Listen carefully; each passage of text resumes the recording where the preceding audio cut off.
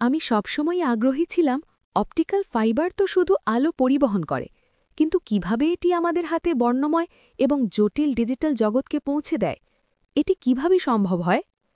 আমরা জানি আলোর গতি মহাবিশ্বের দ্রুততম গতি, তাই তথ্য পাঠানোর মাধ্যম হিসেবে আলো ব্যবহার করলে সর্বোচ্চ কার্যকারিতা পাওয়া যায়।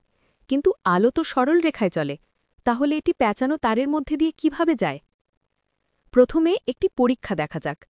জলের নিচে থাকা একটি লেজার পেন থেকে বায়ুতে লেজার রশ্মি ছোড়া হচ্ছে। রশ্মি যখন জলের পৃষ্ঠে পৌঁছে বায়ুতে প্রবেশ করে, তখন তার কোণ পরিবর্তিত হয়। এই ঘটনাকে প্রতিসরণ বলা হয়।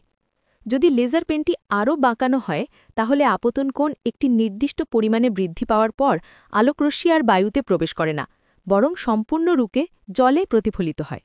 এই ঘটনাকে বলা হয় পূর্ণ অভ্যন্তরীণ প্রতিফলন। আর এটাই আমরা চাই যে আলো ফাইবারের মধ্যে করুক। যেহেতু পূর্ণ অভ্যন্তরীণ প্রতিফলন তখনই ঘটে যখন আলো উচ্চ প্রতিসরাঙ্কের মাধ্যম থেকে নিম্ন প্রতিসরাঙ্কের মাধ্যমে প্রবেশ করে, তাই অপটিক্যাল ফাইবারের সবচেয়ে ভেতরের স্তরটি হল উচ্চ প্রতিসরাঙ্কের কোয়ার্টজ গ্লাস। এর বাইরের স্তর বা ক্ল্যাডিং হল নিম্ন প্রতিসরাঙ্কের গ্লাস বা প্লাস্টিক।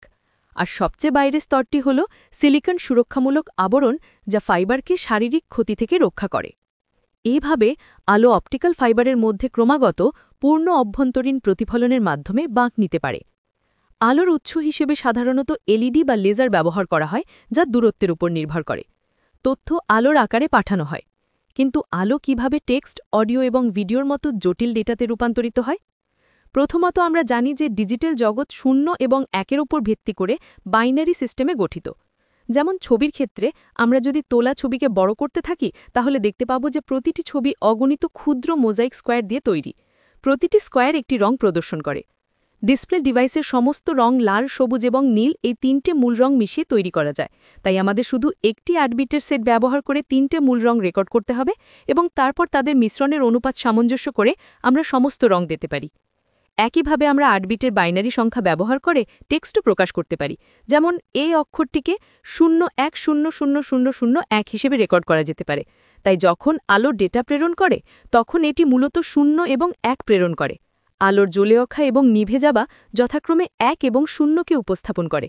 এরপর রিসিভার প্রান্ত এই ডেটা ডিকোড এবং রূপান্তরিত করে, যার ফলে বর্ণময় ডিজিটাল জগৎ আপনার সামনে উপস্থাপিত হয়। কোরের পুরুত্বের ওপর নির্ভর করে অপটিক্যাল ফাইবারকে সিঙ্গল মোড এবং মাল্টিমোড এই 2 ভাগে ভাগ করা যায়। সিঙ্গল মোড ফাইবারের কোরের ব্যাস সাধারণত 9 মাইক্রোমিটার হয়। ব্যাস কম হওয়ায় আলোর প্রতিফলন সংখ্যাও কম হয়, তাই দীর্ঘ দূরত্ব সিগন্যাল পাঠানোর সময় সিগন্যালের ক্ষয়ও কম হয়।